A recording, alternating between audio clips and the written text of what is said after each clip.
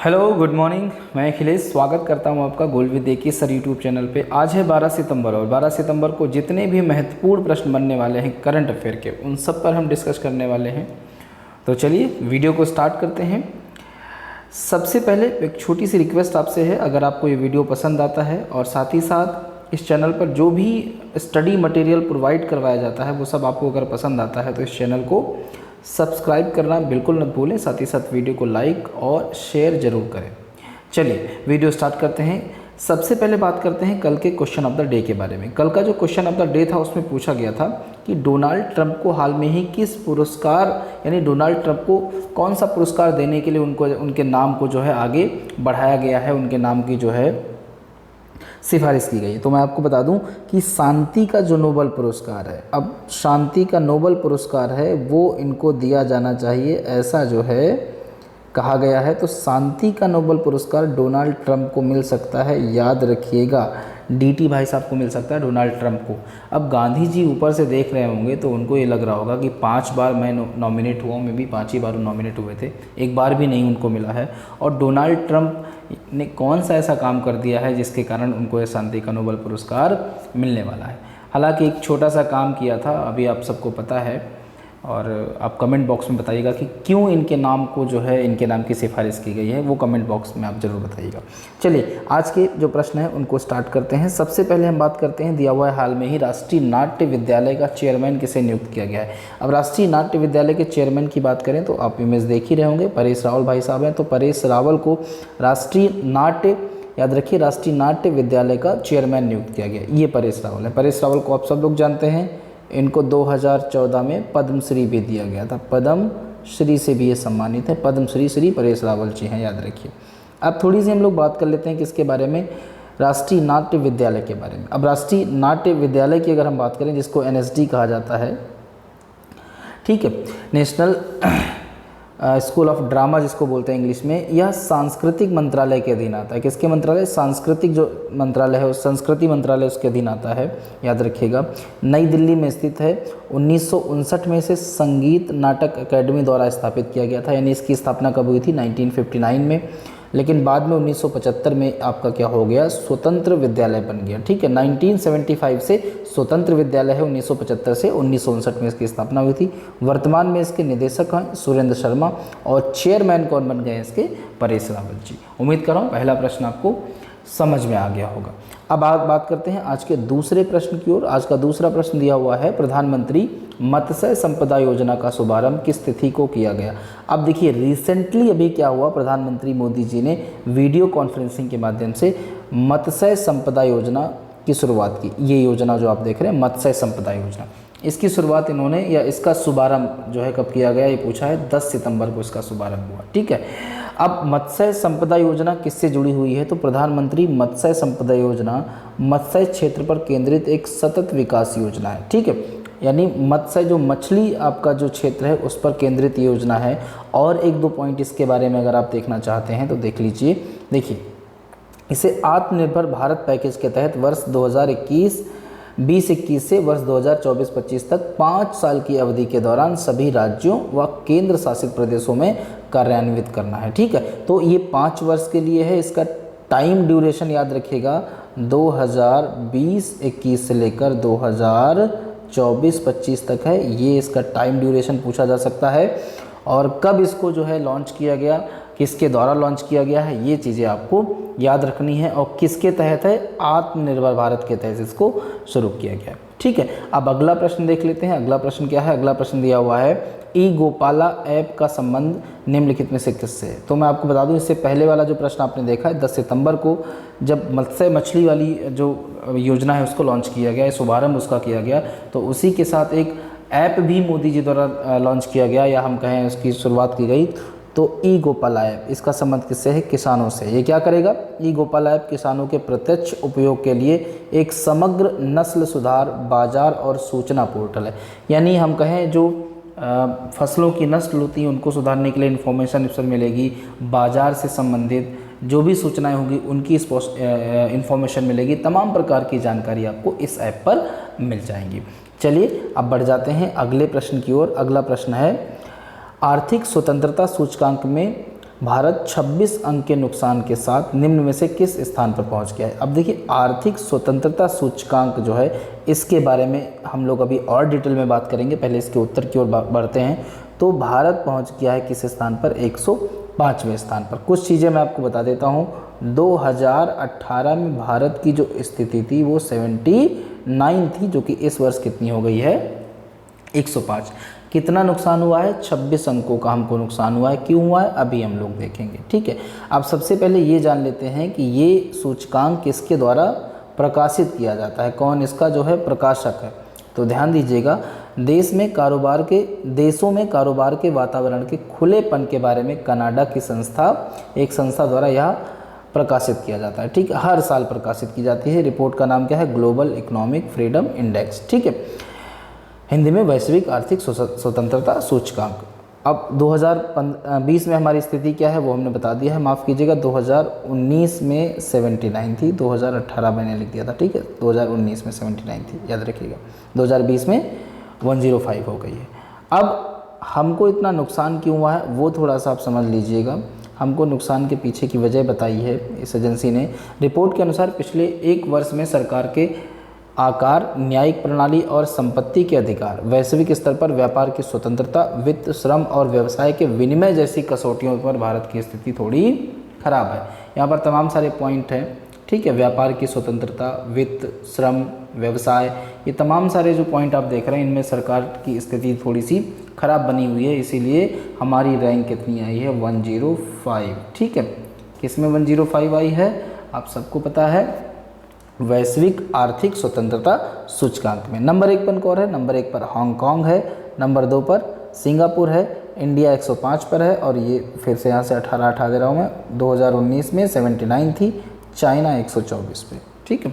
चलिए अब बढ़ जाते हैं आगे अगले प्रश्न की ओर। अगला प्रश्न दिया हुआ है कि अमेरिकी कंपनी सिल्वर लेक ने रिलायंस रिटेल में कितने फीसदी हिस्सेदारी 7500 करोड़ रुपए में खरीदी है। अब देखिए, अब सिल्वर लेक, यहाँ से प्रश्न आ सकता है। जो सिल्वर लेक आप देख रहे हैं ये एक आपकी अमेरिकन कंपनी है, यहाँ से प्रश्न आ सकता है, ठीक है। और रिलायंस रिटेल में इसने जो है 7500 करोड़ रुपए में हिस्सेदारी खरीदी है। अब ये कितने परसेंट है तो याद रखिएगा 1.75%। तो रिलायंस रिटेल में अब सिल्वर लेक की हिस्सेदारी कितनी होगी, 1.75%, ठीक है। अच्छा चलिए अब कुछ और अगर हम बातें करें तो समझिएगा कि सिल्वर लेक ने क्या किया है, रिलायंस टेक में तो उसने इन्वेस्ट किया ही है, इसके अलावा उसने जो है जियो प्लेटफॉर्म, जो रिलायंस टेक की जियो कंपनी है उसमें भी उसने जो है 10,200 करोड़ रुपए का निवेश किया है, ठीक। अब आगे देखते हैं इस कंपनी के बारे में। अगर हम थोड़ी सी बात करें, क्या है इसका इतिहास, कब इसकी स्थापना हुई और किस प्रकार से जो है कार्य करती है। तो सिल्वर लेक एक अमेरिकी प्राइवेट कंपनी है, ठीक है, ये तो आप पहले जान चुके हैं, जो प्रौद्योगिकी इनबिल्ड और संबंधित उद्योगों में निवेश के जरिए लाभ कमाती है। यानी जो प्रौद्योगिकी कंपनियां वगैरह जो होती हैं इनमें क्या करती है, निवेश करती है, उसके बाद प्रॉफिट कमाती है। स्थापना की बात करें तो वर्ष 1999 में इसकी स्थापना हुई थी, ये आप याद रखिएगा, वर्ष 1999 में। कंपनी का नाम क्या है, सिल्वर लेक, क्लियर। चलिए आगे बढ़ जाते हैं अगले प्रश्न की ओर। प्रश्न नंबर 6 दिया हुआ है, निम्न में से किस राज्य सरकार ने राज्य में हरियाली सुनिश्चित करने के लिए आई रखवाली मोबाइल ऐप लॉन्च किया है, ठीक है। आई रखवाली मोबाइल ऐप, अब देखिए ये ऐप जो है क्या कह रहा है, आई रखवाली, ठीक है, आई रखवाली मोबाइल ऐप लॉन्च किया गया इसके द्वारा, पंजाब के द्वारा। मैप में यहाँ पर देख रहे हैं पंजाब, इसी ने क्या किया है, आई रखवाली हरियाली मैप इसने क्या किया है, आई रखवाली मोबाइल ऐप इसने लॉन्च किया है, किस लिए, राज्य में हरियाली सुनिश्चित करने के लिए, ठीक। चलिए और विशेष कुछ इसमें नहीं है। आगे बात करें, प्रश्न नंबर 7 दिया हुआ है, रेटिंग एजेंसी क्रिसिल के अनुसार वर्ष 2020-21 में देश की जीडीपी में निम्न में से कितने प्रतिशत की गिरावट दर्ज की जा सकती है। अब देखिए क्रिसिल जो है वो एक इंडियन रेटिंग एजेंसी है। अब इसने कहा है कि 9% तक जो है भारत की जीडीपी में गिरावट दर्ज की जा सकती है, कब, 2020 और 21 में, क्रिसिल के अनुसार। इसके अलावा आपको पता है कि फिच भी जो है अपना अनुमान लगा चुका है, इसके अनुसार 10.5% की गिरावट आएगी, ये आप सबको पता है। और आप ये भी जान चुके हैं 2000 2020-21 की जो पहली 2020-21 की जो पहली हमारी तिमाही है, 2020-21 की जो पहली तिमाही थी उसमें जीडीपी में जो गिरावट आई है वो 23.9% की आई है। ठीक है, अब थोड़ी सी बात करते हैं जो इंडियन एजेंसी हैं, रेटिंग एजेंसी, उनके बारे में अगर बात करें तो कुछ प्रमुख रेटिंग एजेंसी हैं। सबसे बड़ी अगर इंडियन रेटिंग एजेंसी की बात करें तो वो क्रिसिल ही है। इसकी स्थापना कब हुई थी? 1887 में। भारत का 65% जो मार्केट है वो ये कवर करती है। फिर उसके बाद इकरा, इसकी स्थापना 1991 में हुई थी। एक केयर है, इसकी स्थापना 1993 में हुई थी। एक ओनिक्रा है, इसकी स्थापना मुझे नहीं पता है, आप देख लीजिएगा। ये कुछ फेमस जो है वो इंडियन रेटिंग एजेंसी हैं। ठीक है, टॉप जो वर्ल्ड लेवल की अगर बात करें तो उसमें मूडीज़ का नाम आता है, पुअर्स क्या नाम उसका था, स्टैंडर्ड एंड पुअर्स, और साथ ही साथ आपकी फिच, इनका नाम आता था। ठीक है, आता है। आगे बात करते हैं अगले प्रश्न की ओर। अगला प्रश्न दिया हुआ है कि अमेरिका स्थित एरोस्पेस कंपनी नॉर्थरॉप ग्रुमैन ने अपने अंतरिक्ष यान का नाम किस भारतीय मूल की अंतरिक्ष यात्री के नाम पर रखा? ये प्रश्न आप सब सुन ही लिए होंगे और इमेज भी आप यहाँ पर नीचे देख रहे हैं। तो कौन है? कल्पना चावला।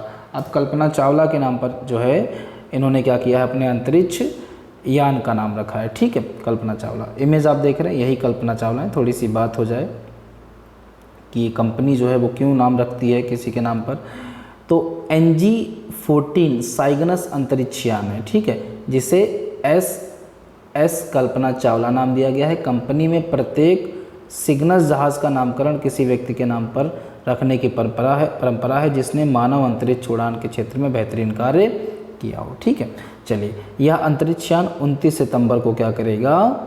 स्पेस के लिए लॉन्च किया जाएगा। 29 सितंबर जो भी आने वाली है।